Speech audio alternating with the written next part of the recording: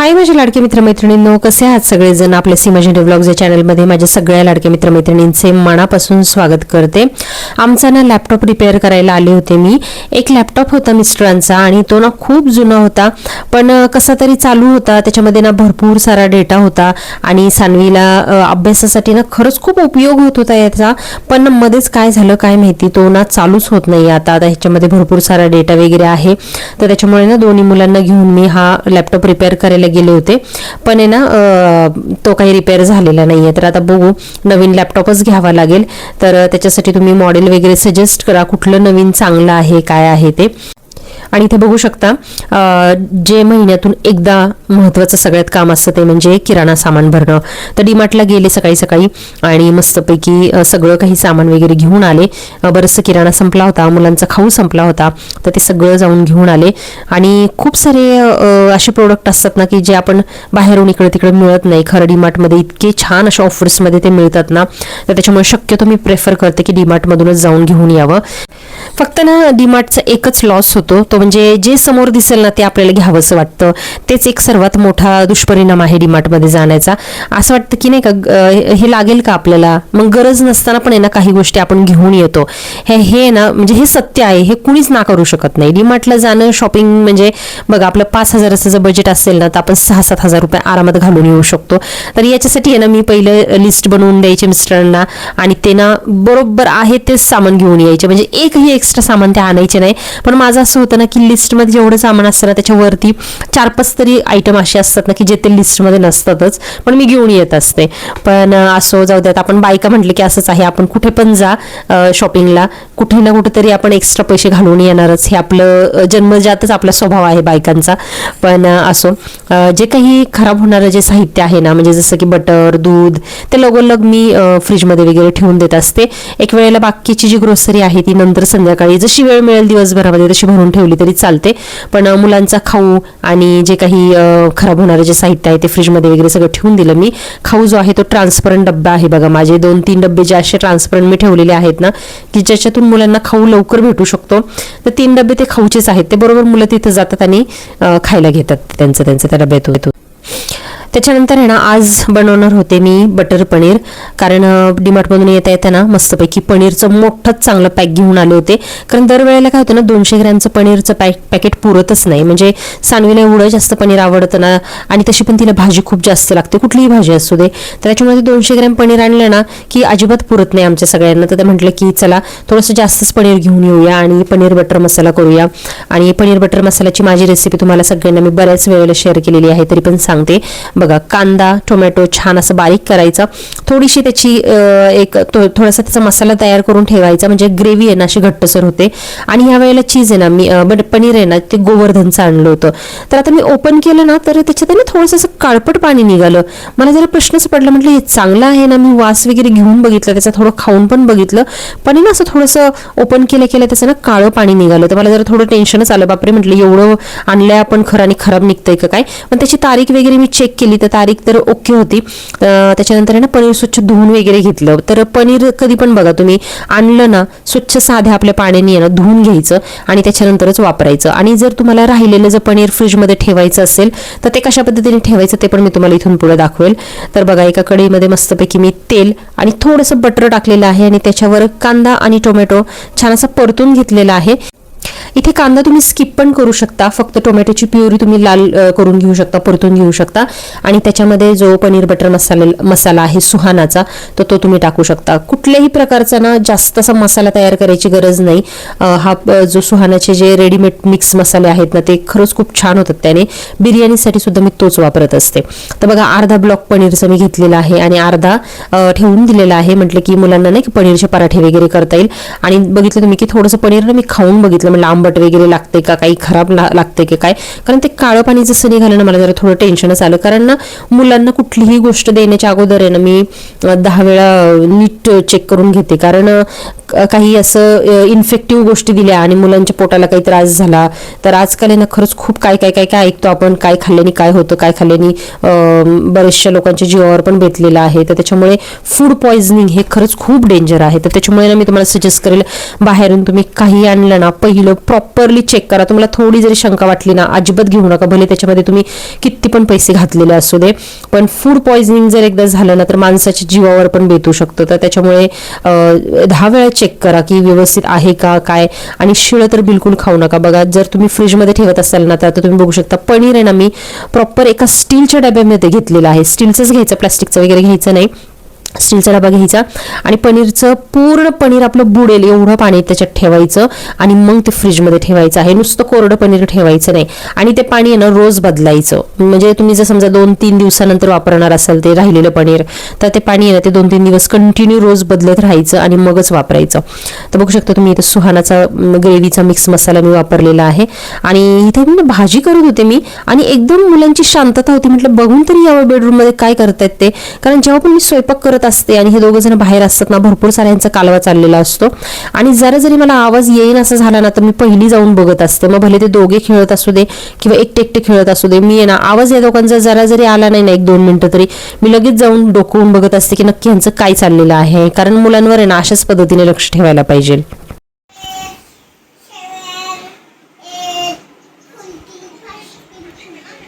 काय चाललंय? बंद करती? बंद कर पटकन. उठून बस. अभ्यास कर, अभ्यास कर, अभ्यास कर. कंप्लीट करायचा अभ्यास सगळा. काय दाखवतो? काय बघू? काय केलं? वाव, घर बनवलंय का?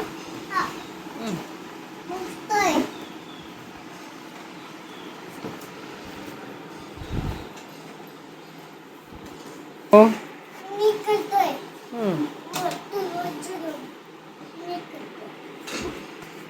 सानवी अभ्यास कर.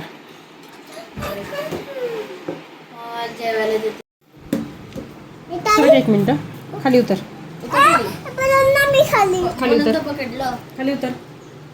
खाली उतर 1 मिनिट.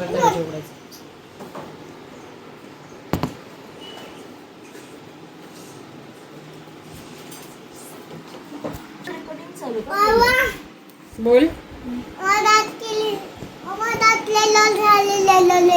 लेल्लो लेल्लो. चिप्सनी लेल्लो लेल्लो झाले. अच्छा.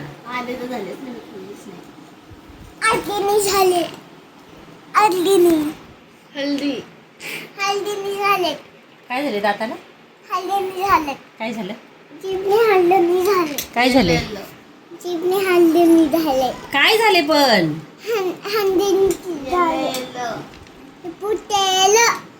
अंधार सोडलं. येल्लो येल्लो बोल. येल्लो येल्लो बोल. Yellow yellow. काय झाले दात? लेल्लो लेल्लो. दात बरा आहे तुझा? आता दुखत होता ते दात बरा आहे? बरं आहे ना? काय केलं डॉक्टर काकांनी? काय केलं? लाईट लावून बघितलं आणि डॉक्टर काय चमत्कार. आणि काय केलं? औषध दिलं. आता माझ्या बाळाचा दात बरं आहे ना? आमच्या अगस्त्याचा दात आता बरं आहे बरं का? यांचं बघा काय करामती चाललंय. कर कसं करायचं? हा पाळण्या लावलाय. अगस्त्य तर बसत नाही पण हिचेच अशा काहीतरी दिवसभराच्या लटकायच्या करामती चालतात. बघा आमचा फॅन बघा किती खाली आहे. बघा हात लागू शकतो एवढा खाली आहे. बघा एवढा खाली फॅन आहे. आणि त्याच्यामुळेच मला ना तो असा साईडचा फॅन घ्यायचा होता किंवा जाळीचा फॅन घ्यायचा होता पण तो काय सानवीच्या पप्पांनी घेऊन नाही दिला मला. बघा किती खाली फॅन आहे बघा. पूर्ण हात टच होऊ शकतो. म्हणजे माझं पण टच होऊ शकतं. आणि इथे बेड आहे. बेडवरनं तो टच होऊ शकतो. त्यामुळे खूप भीती वाटते. इथे मुलं सारखी खेळत असत. कसं करतात? अरे वा, नीट पकडायचं बळा, घट्ट पकडायचं. चला मुलांच्या करामती चालू राहणार अशा. माझी भाजी करपायची इकडं, करपली भाजी. तर या दोघांना मी बघायला गेले की हे दोघं जण काय करतायत बेडरूममध्ये. त्यांच्याबरोबर 5 मिनिटं बोलले. येऊन बघते तर काही सगळा मसाला करपून गेला होता कडेनी. थोडासा मध्ये राहिला होता तो मी थोडासा काढून घेतला. मग म्हणलं आता थोडासा परत बनवावा लागेल. मग कांदा मी बारीक करून घेतला परत एकदा मिक्सरमध्ये आणि ते कांद्याची पेस्ट जी आहे ती लाल करून घेतली. आणि जो जळालेला मसाला होता ना तो थोडासा मधला चांगला होता तर तो मी ह्याच्यात परत टाकून दिला आणि परत थोडंसं परतून घेतला. म्हणजे बघा असं असतं, मुलांच्या नादाला लागलं ना आपल्या कामाचा बट्ट्याबोळ होतो पूर्ण आणि वाट लागून जाते. तर सकाळी ना मी सँडविच बनवलं होतं आणि त्याची ना थोडीशी काकडी शिल्लक राहिली होती आणि मला एवढी भूक लागली होती ना, ती जी काकडी आहे ती पटकन तोंडात घातली. शक्यतो आहे ना स्वयंपाक करताना मी काहीच खात नाही, म्हणजे इवन जे बनवलेलं आहे ना ते सुद्धा मी खाऊन बघत नाही. जेव्हा सगळं पूर्ण स्वयंपाक होतो त्याच्यानंतर देवाला नैवेद्य वगैरे कारण मला दाखवायचा असतो, तर त्याच्यामुळे शक्यतो मी कुठल्याच पदार्थाची टेस्ट घेत नाही किंवा जेवण बनवत असताना खात नाही. कारण माझी मम्मीने मला ते पहिल्यापासून सांगितलेलं आहे की नाही का, जेवताना स्वयंपाक बनवताना ना असं सारखं खाल्लेलं चांगलं नाही. म्हणजे काही काही बायकांना बघा सवय असते एकीकडे बनवायचं आणि त्यातलं थोडासा पदार्थ काढून घ्यायचा आणि ते बनवता बनवता खात बसायचं. तर तसं सवय असू नये अशी माझ्या मम्मीची शिकवण आहे. तर त्याच्यामुळे मला सुद्धा तीच अजूनपर्यंत सवय आहे. आणि मेन म्हणजे मला नैवेद्य दाखवायचा असतो, तर त्याच्यामुळे मी शक्यतो उष्ट कुठलेही पदार्थ करत नाही. तर असो बघा, सुहानाचा मस्तपैकी रेडीमेड मसाला मिक्स मी टाकला आणि त्याच्यानंतर छान अशी ग्रेव्ही केली घट्टसर. त्याच्यामध्ये ना पनीरचे जे तुकडे होते ते मी पाण्यात चांगले धुवून घेतले होते, ते सगळे निथळून परत त्याच्यामध्ये टाकून दिले. काही जणी आहेत ना पनीर तळून घेतात, पण पनीर तळल्याने काय होतं ना, म्हणजे एकतर ना तसं थोडंसं आकसल्यासारखं होतं, थोडंसं कडक झाल्यासारखं होतं तळल्यानंतर आणि त्यातलं सगळं मॉइश्चर उडून जातं आणि जेव्हा आपण शिजवून ती भाजी घेतो ना खायला असं रबरासारखं कडक कडक लागतं ते. तर त्याच्यामुळे बेटर आहे नाही का आपण डायरेक्टली कच्चं पनीरच शिजवून घ्यायचं. त्याच्यामुळे ना मस्त मऊसर लागतं जेवताना सुद्धा. आणि सानवीला माझ्या मुलांना मला सुद्धा ते त्याच पद्धतीने आवडतं. तर इथं माझी भाजी वगैरे सगळं झालं. म्हटलं आता चला पटकन चपात्या वगैरे करून घेऊया. हे जे पीठ आहे ना मी माझं जो फूड प्रोसेसर आहे ना त्याच्यामध्ये मळलेलं आहे, कारण 2 टायमाचं ना मला एकदमच पीठ मळायचं होतं. त्याच्यामुळे ना मी फूड प्रोसेसरमध्ये पीठ मळलं. आता शक्यतो हल्ली आहे ना मी फूड प्रोसेसर वापरत आहे पीठ मळायला, जर मला जास्त 2 टायमाचं मळायचं असेल तर. पण झालं असं ना की मळून खूप वेळ झालं ठेवून आणि फूड प्रोसेसरमध्ये मळलेलं पीठ आहे ना खूप मऊ होतं ऑलरेडी. केल्या मळल्या जरी तुम्ही लाटायला घेतल्या ना चपात्या तरी सुद्धा चालतात, ते इतकं मऊ होतं. आणि मग हे पीठ मी लाटून इतका वेळ ठेवलं ना तर पूर्ण असं पातळ झालं होतं पीठ. तर त्याच्यामुळे ना भरपूर सारं असं सुक्क पीठ लावून मला चपात्या लाटायला लागत होत्या. पण जाऊ दे म्हटलं, आता एवढी घाई झाली होती ना, मुलांना एवढी भूक लागली होती, उशीर झाला होता. कारण ना आजकाल माहिती नाही, बघा सानवीला मी जेव्हा तिच्या नाट्यशास्त्राच्या सेमिनारला ना जायचे ना सोडवायला, तिला ना 11 वाजता बघा मी बरोबर घरातून निघायचे तिला सोडवायला. त्याच्या अगोदर आहे ना माझा सगळा स्वयंपाक झालेला असायचा. माझी सगळी कामं म्हणजे नाश्ते, दोन्ही मुलांच्या आंघोळ्या, जेवण सगळं झालेलं असायचं 11 वाजेपर्यंत तयार. आणि 11 वाजता मी तिला सोडवायला सुद्धा बाहेर पडायचे. म्हणजे जर ठरवलं ना आपण तर पटपट उरकू शकतं आणि लवकर स्वयंपाक पाणी करून आपण निवांत बसू पण शकतो. पण आहे ना माझा असा स्वभाव आहे ना की मी हळूहळू रमत गमत सगळ्या गोष्टी करत असते. म्हणजे असं चला पटकन गेलंय आणि अर्ध्या तासात पटकन स्वयंपाक केला किंवा एखादी गोष्ट गेली आणि केली असं होतच नाहीये सध्या माझ्याकडनं. कारण आहे ना मध्ये मध्ये मुलांकडे एवढं टाइमपास होतो ना मुलांबरोबर, तर त्याच्यामुळे ना खूप वेळ वायाला जातो. आंघोळीला जरी अगस्तीला घेतलं ना तरी तिथे त्याच्या आंघोळीला अर्धा तास मोडतो, कारण तो मग पाण्यामध्ये खेळत बसणार, सगळ्या गोष्टी करत बसणार, मग ते अर्धा तास तिथेच मोडतो. म्हणजे आता ना सुट्टी असल्यामुळे किंवा कुठं जेव्हा आपल्याला जायचं नसतं ना तेव्हा आपण अगदी रिलॅक्स सगळ्या गोष्टी म्हणजे हळूहळू करत बसतो बघा. तर त्याच्यामुळे आता सध्या ना मला स्वयंपाकाला त्याला दिवसभर माझं तेच चाललेलं असतं. हार्डली ना दुपारचं माझ्याकडे एखादा तास मला निवांत असा वेळ मिळतो ज्याच्यामध्ये मी बसून एडिटिंग किंवा बाकीच्या काही गोष्टी आहेत ना मोबाईलवर त्या करत बसते किंवा 10-15 मिनिटं जरा थोडंसं डुलका काढायचं काम करते.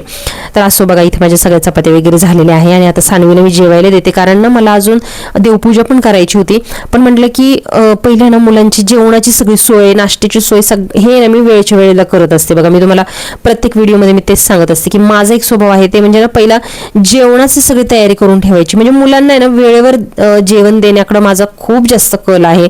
त्यांना ना शक्यतो मी लेट करत नाही कुठलंही, म्हणजे ते नाश्ता असू दे किंवा दुपारचं जेवण असू दे, रात्रीचं जेवण असू दे, वेळच्या वेळी मुलांना जेवण मिळालं पाहिजे. अगदी भुका लागून गेल्या केलं तरी आपलं काहीच तयार नाही, असं शक्यतो होत नाही. आणि जरी झालं ना तर मध्ये मध्ये ना काहीतरी माझ्याकडं असं वरचं काही ना काहीतरी खायला असतंच, म्हणजे फळं असतील किंवा बाकीची बिस्किटं वगैरे असू देत ते असेल, थोडंफार काही ना काहीतरी खायला वगैरे असतंच.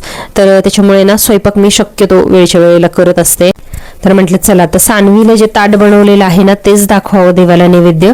कारण ना कुठलंही म्हणजे जेवण जे दुपारचं असू दे किंवा संध्याकाळचं असू दे, जेवण पहिलं बनल्या देवाला नैवेद्य असतो. कधी कधी मी विसरून जाते, खरं सांगते. म्हणजे हे पण आता आहे की सवय इतकी झालेली आहे ना की केलं की पहिलं देवाला नैवेद्य दाखवायचं. पण कधीतरी क्वचित असं होतं ना की जर मुलांचा खूप गोंधळ चाललेला असेल किंवा माझ्या डोक्यात काहीतरी वेगळंच चाललं असेल ना तर त्यावेळेला नेमकं विसरल्यासारखं होतं. पण बऱ्याचदा शक्यतो विसरत नाही, मी नैवेद्य प्रत्येक वेळेला दाखवत असते. तर आता सानवीला इथे जेवायला दिलेलं आहे मी. हवेत बसू नको, चपाती कडक होती. पुढं बसणार आहे, बस. अगस्त्यचं एकीकडे खेळणं वगैरे चालू होतं, त्याला अजून जेवायला वेळ होता. मी म्हणलं पहिलं ना पटकन देवपूजा वगैरे उरकून घ्यावी आणि मग त्याला निवांत म्हणजे जेवण चारत बसावं, कारण ना मग तो खूप वेळ लावतो जेवायला. तर म्हटलं की चला पहिलं ना देवपूजा वगैरे उरकून घ्यावी. तर देवपूजा म्हणजे आठवड्यातून एकदा तरी आहे ना मी पूर्ण जे देवघर वगैरे आहे ते सगळं पुसून वगैरे घेत असते. सगळे देव जे आहे ते छान असे घासून घेत असते. पितांबरी किंवा आपले जे दही असतं ते सगळं लावून आठवड्यातून एकदा पूर्ण डीप क्लिनिंग असतं. रोज अगदी म्हणजे 10 मिनिटात माझी पूजा होते. वरच्यावर फक्त पाण्याने देव धुवून देवपूजा असते माझी. पण आठवड्यातून एकदा ना पूर्ण डीप क्लीन देवघर सगळं करणं, देव घासणं हे सगळं असतं माझं. तर आज आहे ना तोच नंबर होता, पूर्ण देव वगैरे घासायचे होते आणि देवघर वगैरे सगळं पूर्ण डीप क्लीन करायचं होतं.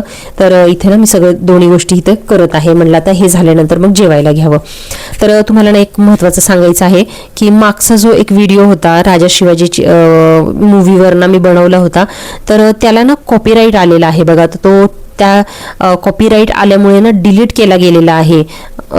प्रत्येक आपल्या चॅनलवर, यूट्यूबच्या चॅनलवर जर आपण काही दुसऱ्यांचं कंटेंट वापरलं किंवा दुसऱ्यांचे व्हिडिओज जर वापरले तर आपल्या चॅनलवर आहे ना स्ट्राईक येऊ शकतो आणि कॉपीराईट स्ट्राईक येऊ शकतो आणि आपला तो व्हिडिओ डिलीट होऊ शकतो. असे ना 3 स्ट्राईक जर आपल्या चॅनलला आले तर आपल्या चॅनलला खूप मोठा प्रॉब्लेम होऊ शकतो. तर मला काही एवढं वाटलं नाही की असं काही प्रॉब्लेम होईल, कारण ना त्या म्हणजे मूवीमधले ना बरेचसे जण शॉर्ट वापरत होते त्यांच्या व्हिडिओजमध्ये. तर त्याच्यामुळे मला पण वाटलं की मी पण जर वापरला तर काही प्रॉब्लेम होणार नाही. पण तो स्ट्राईक आला कारण ना मी बहुतेक जास्तच मोठा तो शॉट टाकला होता बघा. महाराजांच्या एंट्रीचा जवळजवळ 5 मिनिटाचा शॉट होता तो मी सगळा तिथे आपल्या थिएटरमध्ये जो काही शूट केला होता ना तो मी आपल्या चॅनलवर टाकला आणि नेमकं ना त्याच्यावर बघा त्यांनी ना कॉपीराईट स्ट्राईक मारला. म्हणजे पायराईट नाही का, व्हिडिओ किंवा पिक्चर पायरेट करून विकणं हा गुन्हा आहे. तर त्यामुळे त्यांचं ना एक सॉफ्टवेअरच आहे बघा, तर ऑटोमॅटिकली ते डिटेक्ट करतं की कुणी आपला व्हिडिओ वापरलाय का, कुणी आपल्या पिक्चरचं शूटिंग वापरलंय का, सीन वापरलेत का. तर ते एक सॉफ्टवेअर आहे, त्या सॉफ्टवेअरने ना ऑटोमॅटिकली माझा तो व्हिडिओज डिलीट करून टाकला आणि कॉपीराईट स्ट्राईक पण मला दिलेला आहे. तर मला एवढं टेन्शन आलं. म्हणलं यार काय, मी तर ना चांगल्यासाठीच तो शॉट वापरला होता की त्या पिक्चरचं मी प्रमोशनच केलं होतं एक प्रकारे की चांगला आहे, तुम्ही जाऊन बघा. तर मी तुम्हाला हा शॉट दाखवते, हा शॉट दाखवल्यावर तुम्हाला अजून जाऊन तो थिएटरमध्ये बघावा असं वाटेल. हे सगळ्यात चांगला मेसेज मी त्या व्हिडिओमधून दिला होता. पण असो, आपण वापरलंय त्यांचं कंटेंट, आपण त्यांचे शूटिंग वापरलंय, तर त्याच्यामुळे त्यांचा हक्क आहे आपल्याला कॉपीराईट स्ट्राईक देणं. आणि मी पण मग त्याच्यामुळे आता काहीच करू शकत नाही. एकदा त्यांनी स्ट्राईक दिला तो व्हिडिओ पण त्यांनी डिलीट करून टाकलेला आहे. तर त्याच्यामुळे आता तो तुम्हाला व्हिडिओ दिसणार पण नाही बघा. पण मला खूप वाईट वाटलं की आतापर्यंत ना आपल्या चॅनल इतकं छान चाललंय, 4-5 वर्ष झाले मी चॅनल चालवते, पण कधी सुद्धा कॉपीराईट स्ट्राईक आला नव्हता ना. मी कुठल्या प्रकारचं बाहेरचं म्युझिक वापरते, कोणाचंही काही व्हिडिओ वगैरे वापरत नाही, कोणाचं म्युझिक वापरत नाही. सगळं आपला कंटेंट ओरिजिनल असतो, माझा स्वतःचा असतो. पण उगीच छोटीशी चूक झाली माझ्याकडनं की त्यांचा छोटासा व्हिडिओ मी वापरला आणि त्याच्यामुळे आपल्याला स्ट्राईक आलेला आहे. पण असं काही हरकत नाही, इथून पुढे मी काळजी घेणार आहे. चुकांमधनंच माणूस शिकतो आणि तुम्ही पण जर नवीन युट्यूबर असाल तर ही चूक करू नका. कोणाचेही व्हिडिओज वगैरे वापरू नका, पिक्चरचे सुद्धा शूटिंग वगैरे काढून वापरू नका, नाही तर आपल्या चॅनलला कॉपीराईट स्ट्राईक येऊ शकतो, हे लक्षात ठेवा. तर असो संध्याकाळ झाली आणि संध्याकाळी ना पहिलं मी सानवीला केस कटिंगला घेऊन गेले, कारण ना इतकी केस तिची वाढली होती. कधी एक्झामच्या अगोदर कापली होती बघा, तर 2 महिन्यामध्ये भरपूर सारी केस वाढली आणि तिनं तयारच नव्हती केस कापायला. पण बळबळ मी तिला तयार केले आणि केस कापायला घेऊन गेले, तर त्यांनी ना बऱ्यापैकी कमी करून टाकलेली आहे. इथं तुम्ही बघू शकता ह्या नवीन क्लिपमध्ये आता की एकदम बारीक करून टाकलेली आहेत केस. तर थोडीशी नाराज झाली, पण काय करणार ना, ह्या मुलींना नाही मॅनेज होते एवढी मोठी केस. केस वॉश सुद्धा करताना खूप सारा त्रास देते ती आणि परत बांधत पण नाहीत केस, आणि एवढा उन्हाळा त्याच्यामध्ये ती केस मोकळी सोडायची. खूप म्हणजे भयानक स्थिती झाली होती तिच्या केसांची. तर त्याच्यामुळे बळजबरीने केस कापली आणि घरी आलो आणि ना तिने थोडासा कचरा केला होता, तर ओरडली मी तिला आणि म्हणलं की चल आता झाडून वगैरे घे. तर कशी झाडून घेत आहे बघा, पण तिने घेतलं, म्हणजे असं कंटाळा नाही केला, ऐकलं तिने माझं. सगळा काही जो काही कचरा वगैरे बेडरूम मध्ये केला होता ना तो सगळा एका ठिकाणी गोळा केला. तिला ना अजून झाडून वगैरे घेणं ह्या गोष्टी मी लावत नाही आता सध्या, कारण अजून तसं बघायला गेलं तर लहानच आहे ना. तर पुढे जाऊन तेच आपलं सगळं करायचं आहे. आपल्या बायकांचं तेच नशिबामध्ये आहे की कितीही आपण मोठं डॉक्टर इंजिनियर होऊ, चंद्रावर जाऊ, पण आपल्याला चूल मूल काही सुटणार नाही. तर पुढे जाऊन सुद्धा तिला तेच करायचं आहे. तर त्याच्यामुळे आता तरी सध्या मी तिला एवढं काही काम लावत नाही, म्हणजे तिला आलं पाहिजे तेवढं काम तिला मी शिकवते, पण अगदी रोजच्या रोज तिने ते केलंच पाहिजे अशी माझं काही मी काही हट्ट धरत नाही. तर असो, चला आजच्या व्हिडिओमध्ये एवढंच. आज थोडासा मूड जरा ऑफ झाला होता ते कॉपीराईट आल्यामुळे, पण काहीच करू शकत नाही आता आपण. इथून पुढे काळजी घेण्याशिवाय आपल्या हातामध्ये काही नाहीये. आणि बऱ्याचशा गोष्टी तुम्हाला दिवसभरातल्या काय काय केल्या मी, डीमार्टला जाण्यापासून, स्वयंपाकापासून ते संध्याकाळच्या नॉर्मल रुटीनपर्यंत सगळ्या गोष्टी तुमच्याशी शेअर केल्या आहेत आजच्या व्लॉगमध्ये. आजचा व्लॉग तुम्हाला कसा वाटला मला नक्की कमेंट करून कळवा. आणि जाता जाता आपल्या चॅनलला लाईक आणि सबस्क्राईब करायला विसरू नका. आपले 3000 सबस्क्रायबर व्हायला ना थोडेसे सबस्क्रायबर बाकी आहे, तेव्हा जाता जाता प्लीज सबस्क्राईब करा. नुसता व्हिडिओ बघू नका, तर सबस्क्राईब सुद्धा जरूर करा, व्हिडिओला लाईक करा आणि छान छान कमेंट सुद्धा करा. चला तर मग मित्रमैत्रिणींनो व्हिडिओ इथं सेंड करते. भेटूयात अशाच एका नवीन व्हिडिओमध्ये. तोपर्यंत सगळ्यांनी काळजी घ्या. Bye. Grew up in a place where they told you what to chase, told you how to run the race. Every move